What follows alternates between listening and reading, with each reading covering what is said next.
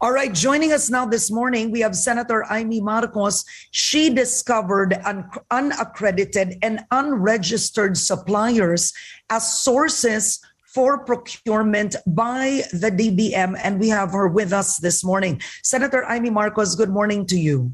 Yes, good morning, Karen, and good morning to everyone. Hindi masyadong good dahil puros masamang balita, and it was a very exhausting second hearing regarding the DOH. Yes, there are all sorts of strange suppliers. Clearly, the DBMPS accredited people that we've never heard of before. People like Bowman Technologies had no FDA approval. Nika Trading, sino-sino ba yan? And then, of course, pinaka namamayang pagsalahat, SunWest Construction. Bakit yung building at construction na kumpanya biglang nagiging medical equipment supplier? Nakakapagtaka talaga. It's a really strange list. Sabi nga, Alice in Wonderland, indeed, this is curiouser and curiouser. And I'm curious, Senator Imee, were you able to discover during the hearing, or at least your documents, just how much of the 42 billion went to these companies? Yes, it's a huge amount. And you know, the 42 billion is only last year. That's only as of December of 2020. Tuloy-tuloy ang bidding niya, na? And that's going on until today. In fact, we've had huge protests from the local manufacturers of PPE. Mula sa pinakamaliliit na mananahing nanay sa Taytay hanggang sa mga nag-retool na exporters na talagang pinagpilitan bumili ng mga makinarya, microbial fabric, and so on to provide the PPEs. Pagkatapos pinakaiusapan ng gobyerno, hindi bumili. Hindi kami bumili, DOH. Pambihira talaga.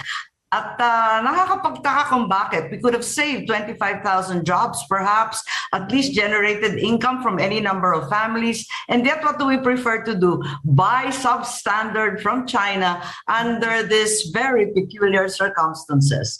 Puro negotiated bid. Puro hindi nag-tender and award. Ang gulo. Okay, you mentioned in the hearing, let's start with the overpriced masks and shields.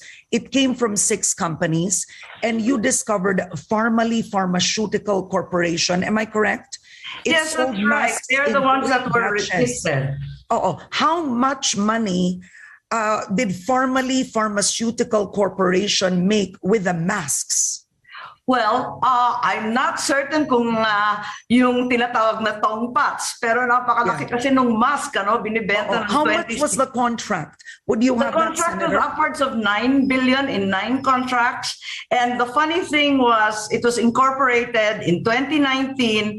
It declared in sales 9 billion worth of awarded negotiated government contracts. I don't know how it complied kasi meron rules yan, di ba? 9 billion just for that company?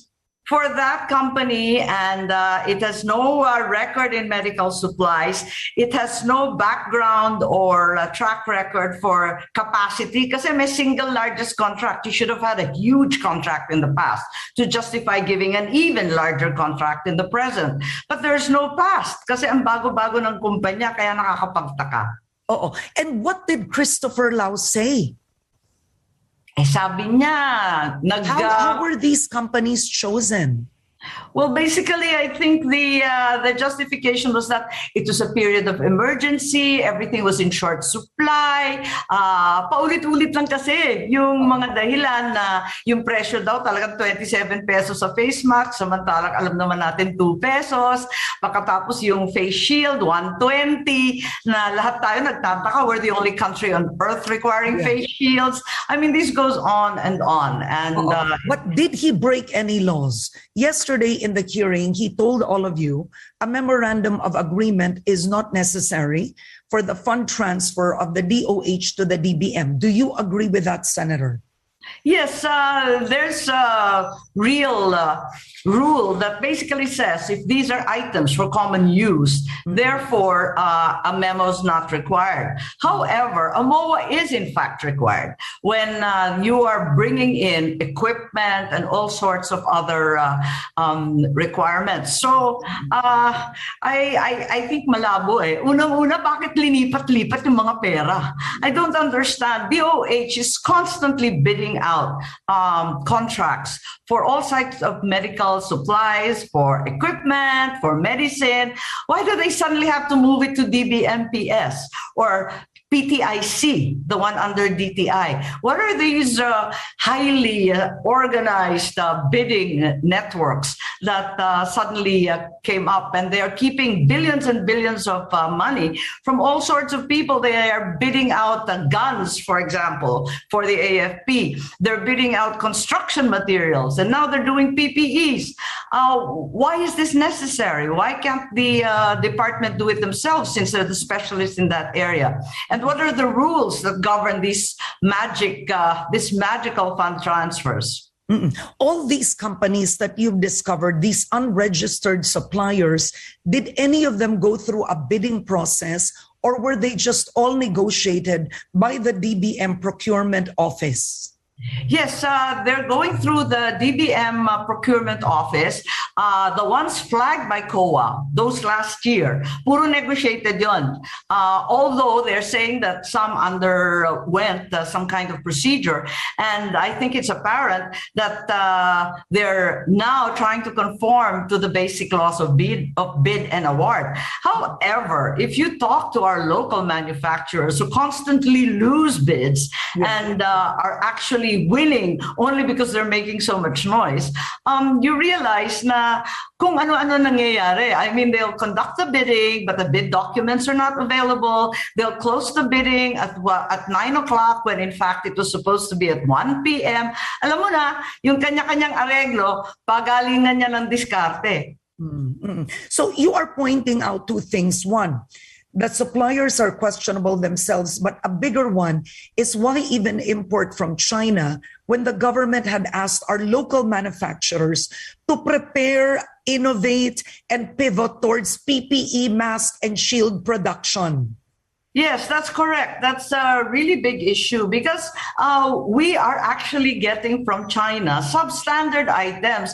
Ang sabi kasi, US surgical grade. That's only one standard and it's used inside hospitals. There are 4 levels, for example, of masks. Apat pala yun. We're learning as we go. Yeah. And as it turns out, these masks were very, very cheap from China because they weren't anywhere near a surgical grade. They were, in fact, the very cheap ones. Pwede naman gamitin yan para sa kalye, no, sa ating mga BHW halimbawa, or else yung mga contact tracers, yung mga hindi talaga face-to-face contact. Pero itong para sa surgical grade, ibang usapan yan. And we know for a fact that our garment exporters went out of their way, spent their own money, and really determined to help us because we weren't able to import any, di ba?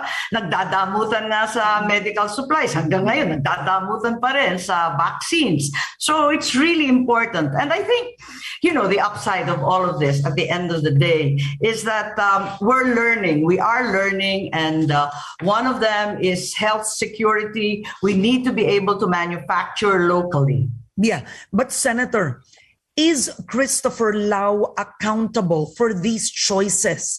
What is the process? Who signed off on these suppliers, for example? Did Secretary Duque know?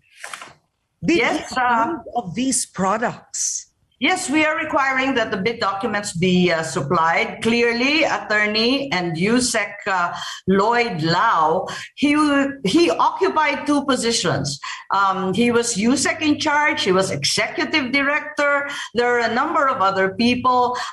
There's an admin finance head, Suntay. There are other people, the ones who took over, Attorney Uwayan. I don't think I'm naming names. They were all present at the hearing. And it's important that we have a word with them and that they come forward and explain exactly what was followed, because these are all negotiated bids with highly mysterious bidders. So I think it's important. Tapos sabi pa niya, But what about Secretary Duque, Senator Imee?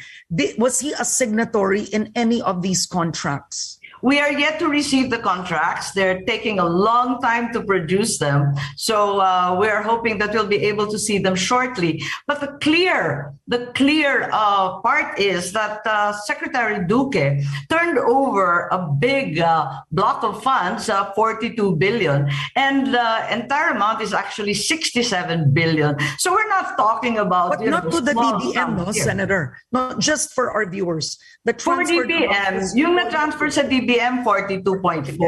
Pero yung overall, that was flagged by COA na missing, iba't ibang missing, ay nasa 67 billion. Ang laki-laki kaya ng halaga na yon. Hirap na hirap tayo maghanap ng pera. Nangungutang tayo, naniniklohod para makakuha ng vaccine so that we can vaccinate our population. Ang dami-daming kailangan, ang daming may sakit, walang isolation facilities, and yet we realize 67 billion disappeared just like that. Okay, a few more questions. Should Secretary Duque have been a signatory in these negotiated contracts, given that this was funding given to his agency? I would have thought so, but it seems that DBMPS operates under DBM. So once the fund is transferred, it's no longer under DOH, but it's managed by DBM. So it's the DBM USEC who have a free-for-all in that area. Is Secretary Duque liable under the law for of course he is. 42 billion pesos, Senator? I think he's liable for the entire sum of 67 billion because you are responsible and accountable as a public servant for all the public funds going through you. At the end of the day, corruption is paid for by the poor, as the Pope says. Only the poor pay for that. And the health workers pay for that because they've been unpaid, the frontliners, the contact tracers, and most of all, the hospitals who are groaning under the weight of what they say is 86 billion debt. Yeah. Now, Senator, what about DBM Chief Wendell Avisado? What many find curious is the fact that Christopher Lau resigned in sometime in June, I think, if I'm correct. No, I'm not familiar. I'm sure you discussed this in the hearings. And then Wendell Avisado, the head of the DBM, resigned a few days before the Senate conducted its first hearing. The COA report was already out by then. And of course, Christopher Lau was linked at one point as a supporter of the president and even a former aide of Senator Bongo, which Senator Bongo says he was never my aide. And yet,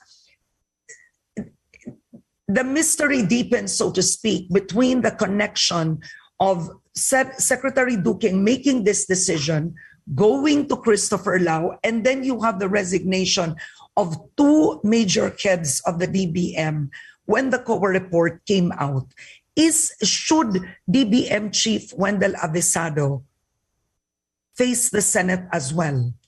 I'm certain that he'd be willing to do it. The truth of the matter is that there was some kind of exodus in June of DBM PS, and we're very mystified by it. And if you remember, sa DepEd, nagkaroon na rin ng ibang investigasyon. I think it was DepEd, involving Yusek Lau as well. And then together with him, in this exodus last June, were many of his directors, Christine Marie Suntay and many other people, who it was rumored were axed by Secretary Avisado. I don't like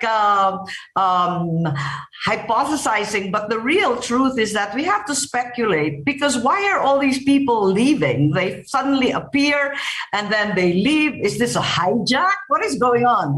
And then we're very fully aware that Secretary Avisado was very unhappy about many of these people and in fact axed them upon sitting. So it's very important that we finally get to the bottom of this.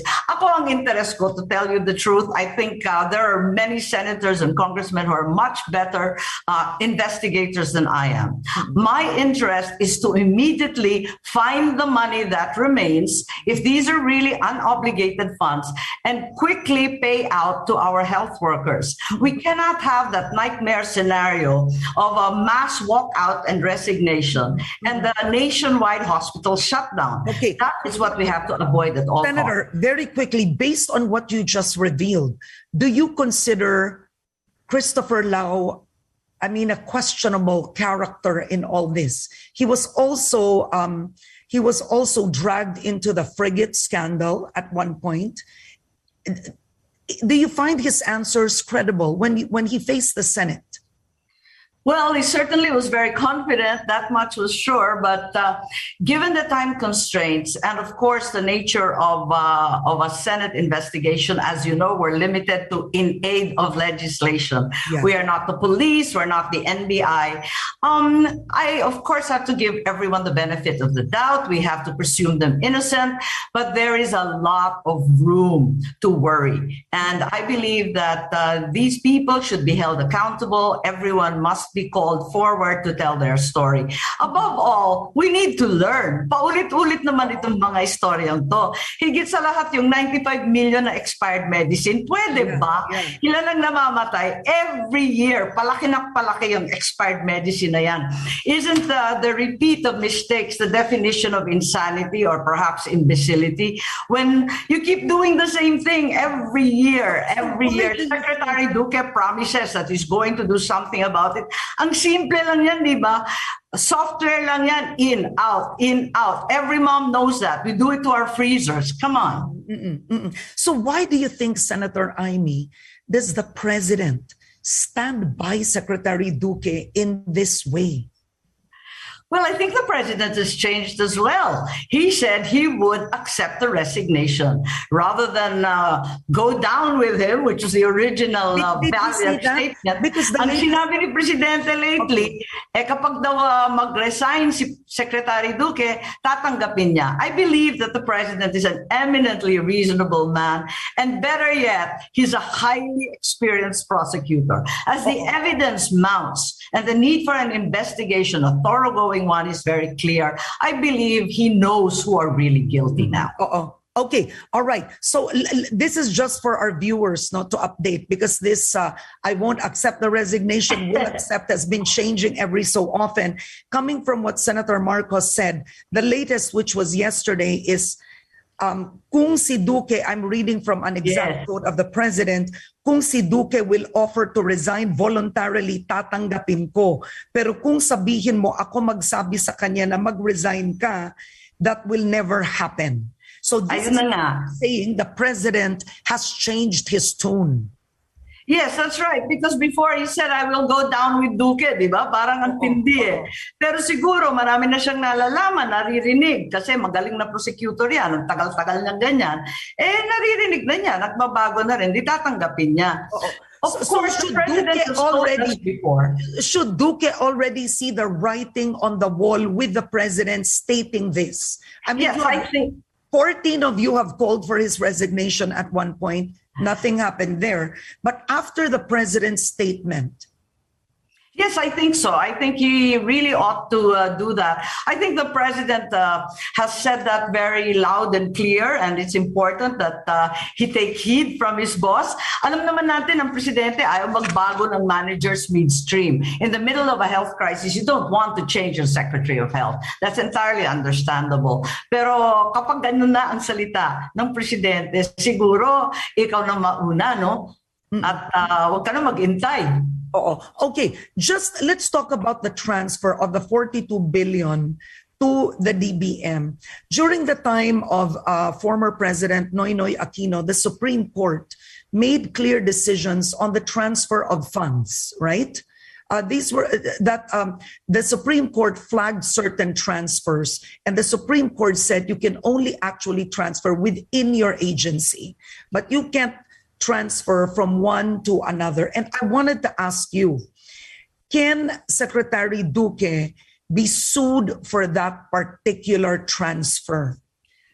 Well, I believe it'll have to be under very stringent conditions that you can transfer, because there are two agencies so far that we've discovered. Under DTI, there's the PTIC, which bids and procures originally from overseas all the equipment and supplies required by government. Yung pala, meron pang isa. Ito yung DBM Procurement Service, DBMPS. Ngayon, ang sinasabi nila, this is not an other agency as such. It is actually transferred just for the purposes of bidding, at which, upon award, it will be given back to DOH. But what I find so strange is that this equipment that was bidded out by DBMPS, turned over to DOH, is being sold. It's actually being sold, and LGUs who are not receiving them for free are being compelled to buy. And that's the reason why there's so much of it still in the bodega, in the warehouses of DOH, because no one wants to take it. It's just too expensive. $27 for a face mask. Are you saying, Senator, that money was given to DOH for COVID response? They had bibilhin pa. And then bumalik sa DOH, and instead of the DOH giving it to the LGUs, the DOH is selling it to the LGUs? Yes, that seems to be the case, because if you ask the governors, and they testified, as well as the city mayors, they said that they had to pay for this outrageous prices. Should the DOH be selling medical equipment wherein the government had already set aside a budget for that? That's what I don't understand. DOH has to sell. I don't understand. Or DOH had to buy. Ang labo nga ng sagot hindi ko maintindihan. But what is definitely clear is that unlike the testimony of the DOH na pinamimigay nila ng libre, binabayaran niya ng mga syudad at mga lalawigan. Yun ang protest ng mga gobernador. Barkada ko yung mga gobernador. I'm curious, Senator Imee, could this be one of the reasons, and based on Senator Panfilo Lacson's expose, did you find this out when it comes to expired medicines? Since there was a quote of since 2019, it's something like 2.2 billion. That's correct. Are medicines being sold too? Well, I don't know what's going on. The medicines were not sold, not yet, not that I know of. What were being sold were COVID supplies. Yan alam ko kasi miski sa Ilocos, where we've just had a terrible outbreak, we were compelled to pay. So I'm really mystified about what's going on. You were compelled to pay from the medicines of the DOH? For the face masks and other supplies. Binibenta. So it was not given for free. DOH said that they gave them for free to the LGUs, binibigay daw ng libre sa mga ospital, nagpo-protesta nga yung mga heads of local government saying that they had to pay, and that's the reason they wouldn't pay. It's just too expensive. It was outrageous. So it's like you're paying for the 42 billion that's been essentially budgeted to be given to all LGUs. Parang gano'n yung pagkaintindi ko. I'm praying I'm completely wrong and I misunderstood. And what the LGU were paying for was another sum. But they said that this came from DOH. So I really don't understand. DOH should not be in the business of selling. Okay, that's one. Number two, will you be calling formally Pharmaceutical Corporation? This is the company that sold masks in 3 batches, which you said closed a deal of something like 9 billion pesos? Yes, that's correct. Yes. That's on record. There are several others. There's Hafid and Erasmus. There's another one called Blue Shield, will Biotech, you call them in, and Senator? so on. Will you be calling them in? Yes, I think it's necessary that someone be called. But in many cases, we're not sure where the addresses are of these companies. The chief officers can no longer be found. It's all terribly, terribly sinister. Okay. All right. Before we go, we're going to talk about politics after the break. Oh dear. Oh dear. Is a law needed for this not to be repeated again? Or frankly speaking, are the laws already in place?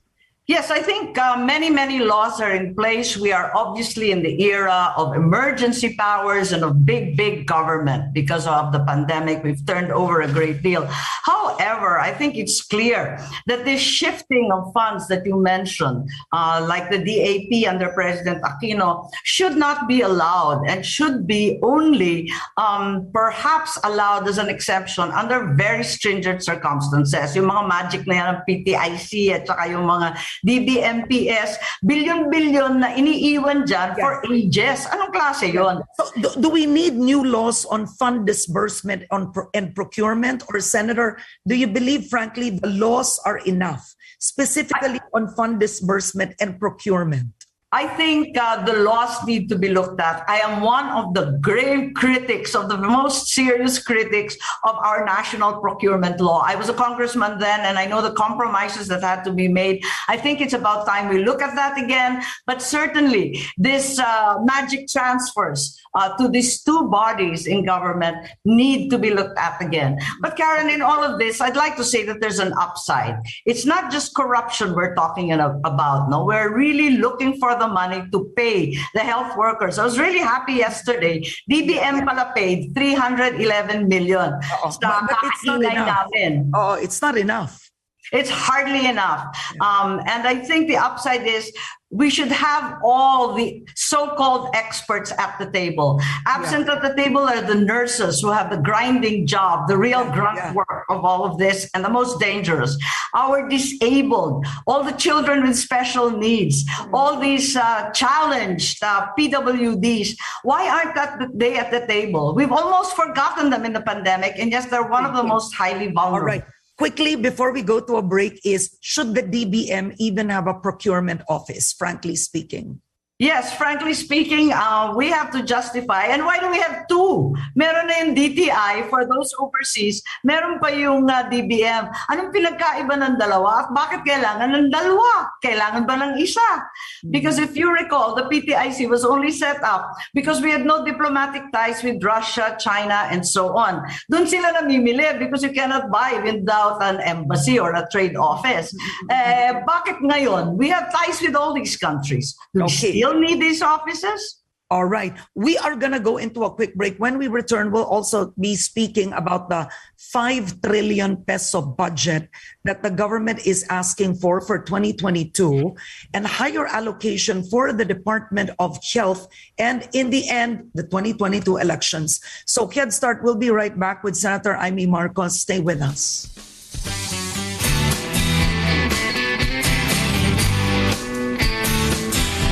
Welcome back to HEADSTART. The Philippine President's daughter, Sara Duterte Carpio, tells her father and Senator Bongo to stop dragging her into their plans for the 2022 elections. Pia Gutierrez reports. Critics of President Rodrigo Duterte were quick to pounce on his decision to run for vice president in the 2022 elections. Gusto talaga ninyo? O sige. Tatakbo ako ng vice-presidente. Then I will continue the crusade. I'm worried about the drugs, insurgency. Well, number one is insurgency. Then criminality, drugs. But Malacanang says President Rodrigo Duterte will drop his vice presidential bid should his daughter decide to seek the country's highest office next year. Presidential spokesperson Harry Roque said Duterte made those remarks during his state meeting with cabinet officials on Tuesday. But that part was edited out from the public airing. To be more exact, ang sabi niya, kung tatakbo si Mayor Sara, Bong is out. Ako naman, dahil sa delikadeza, hindi po pwedeng dalawang Duterte ang tatakbo. So if Sara runs, then she will have to choose her own vice president. Yan po ang mga binitawang salita kahapon ng ating presidente. Mayor Sara Duterte meanwhile describes as an unpleasant event how she came to know of her father's decision. The younger Duterte claimed she was given 2 letters endorsed by the president for consideration. One note explained why she should endorse the Go Duterte tandem, and the other suggested that she take in Senator Go as her vice president. She urges her father and Senator Go to own up to their decision to run as a tandem and to stop making her the reason for them running or not running. The PDP Laban faction allied with Senator Manny Pacquiao believes the Go Duterte tandem is only a smokescreen to protect the real presidential candidate, Davao City Mayor Sara Duterte. But Mayor Sara Duterte insists she's not a last 2 minutes person and that she refuses to be a political punching bag for a party in complete disarray. She also has scathing words for PDP Laban Executive Director Ron Monsayak and Senator Coco Pimentel for turning the ruling party into a sitcom. Senator Coco Pimentel, for his part, denies dragging an outsider into the party's internal dispute.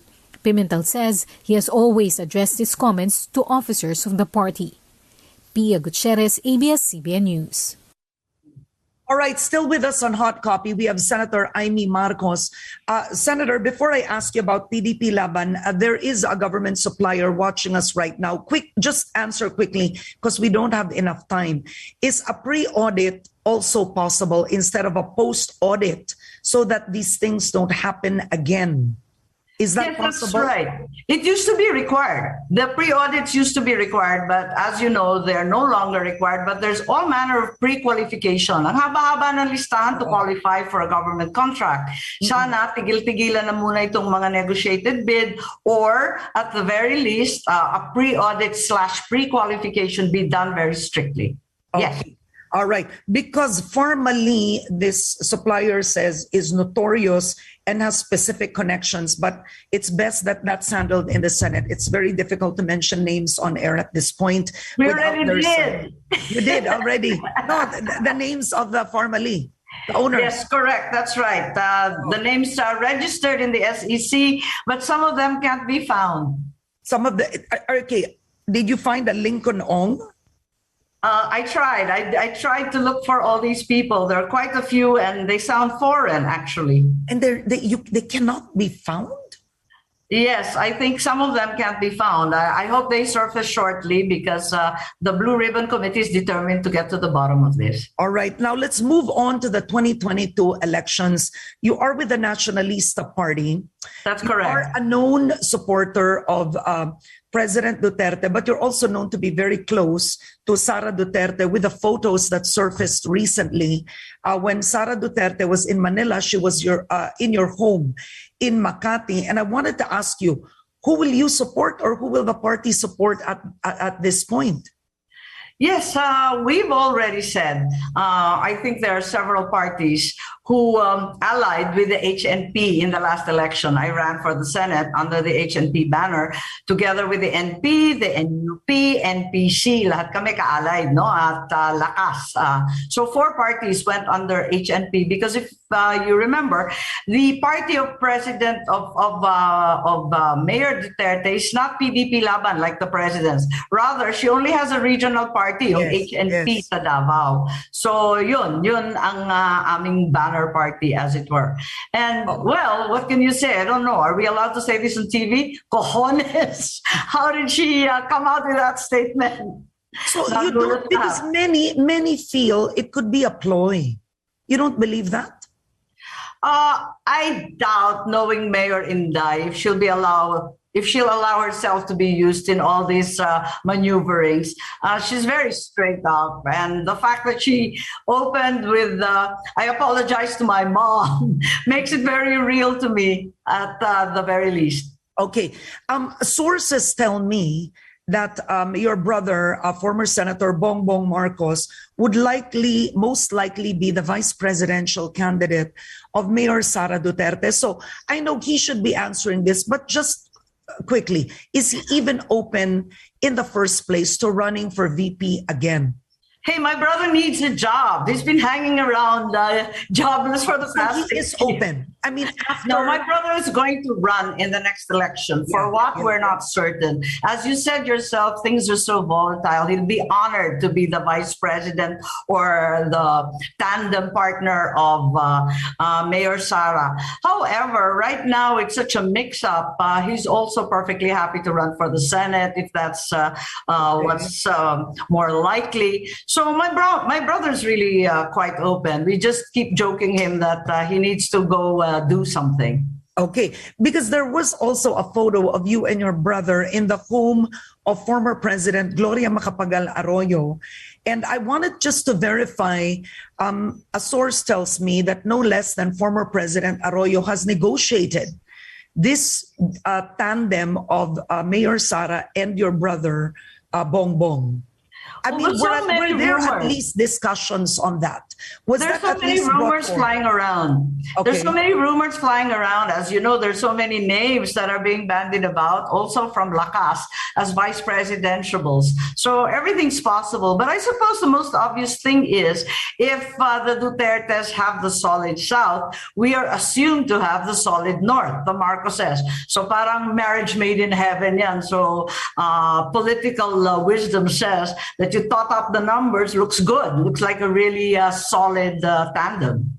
But would you want that to happen, a Sara-BBM tandem, frankly? Why not? Why not? I think it'd be great, be fun. I'm used to running with Sara. Sanay na ako because sanay na ako sa mga motor kahit hindi ako marunong mag-motor. I'm used to it. We campaigned in 2019, so I'm perfectly comfortable and happy to join her. It's fun. So it goes to show that you are not for your colleague, Senator Bongo, in case he does run for the presidency. Well, I wouldn't say that because I also work happily with Senator Bongo. I don't like to take sides. Hindi naman ako taga Davao na kailangan ganito o ganyan. I think it's possible to be friends with everyone. But clearly, Senator Bongo is a colleague in the chamber, but Mayor Sara was our boss in the campaign. Mm-hmm. Some say that another Duterte or the country cannot take another 6 years of a Duterte. We're talking about an 11 trillion peso debt. I mean, frankly, you have foreign direct investments that are down. You have many saying that the Philippines will recover the last among Asian countries after COVID, and the market isn't doing too well. So you do have some critics saying that another Duterte may be bad for the economy and the country. What would you say to that? I think many of the president's men will be bad for the country. But I personally feel that we need the Dutertes. It's their kind of warrior spirit that will get us through this war against COVID. We really need them around. I'm a big fan of the president. I am not necessarily in love with all of the cabinet. And I'm sure that if she becomes president, the mayor will have the same gumption, the same will, and the same ability to communicate with people so that during this difficult time, she will get her message across, she will unify us, and we will go on to recover. So you're saying she's exactly like her father? No, I don't think so. I think she's quite different. She's her own mind. Well, clearly she's not a completely obedient daughter. And perhaps that's why I share that with her. There's some rebel kids here. But it's a good match. She'll carry on with her father's determination and his fearlessness. Mm-hmm. Okay, so just to close, what is the possibility of a Sara-BBM tandem? I mean, of course, you do have the side of Gibot Eudoro saying that it's already him. There's also a side that wants Martin Romualdez, who's your relative. But you do have the BBM Sara. I mean, in circles that I've spoken to, it seems to be the strongest that I've been hearing for now. Well, I wouldn't be presumptuous. I don't think the mayor has decided, but she certainly kept in touch and will remain friendly nevertheless and allied to the president. That for sure. Okay. So just to make it clear, if Sara runs and asks your brother to run Bongbong, most likely he will run for VP. If Sara doesn't run, he will run for the Senate. Yes, is running for the presidency out, Senator Imee? No, it's not. For all intents and purposes, he has his own setup and he's running for president at the present time. But not officially declared, but he's walking around with the possibility of a top spot. I see. So at least that's clear to your family. So he is, in effect, his preparations now is really running for the presidency, and then he's willing to adjust after. Well, my brother is a fairly easygoing fellow, and I believe that he's happy to talk to everyone. And right now, people are saying that he should run for the presidency. Others say the vice presidency. There are others who say mag-senate ka na lang. Sa kapatid ko, open naman siya. Ikot lang siya ng ikot. Sabi ko nga sa kanya, magpalakas na tayo. But you want him to run for the presidency? No, I don't. The truth, as his manang, as his older sister, I think it's very, very difficult. Okay, but you would want him to run for the vice presidency. You support that? I'm a little bit like my brother. At this point in life, we've been through so much. It's all destiny. So we're open.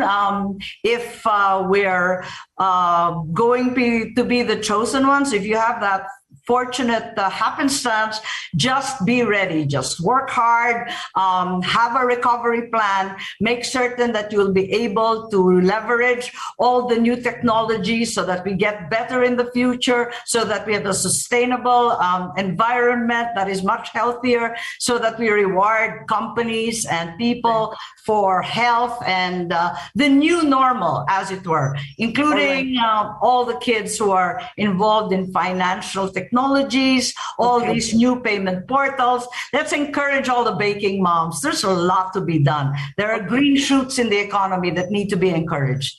On that note, Senator Imee Marcos, I want to thank you so much for your time this morning. Thank you so much. Thank you. All right. Stay healthy and you take care. Thank you, Senator Imee Marcos. Yes, stay healthy, everyone.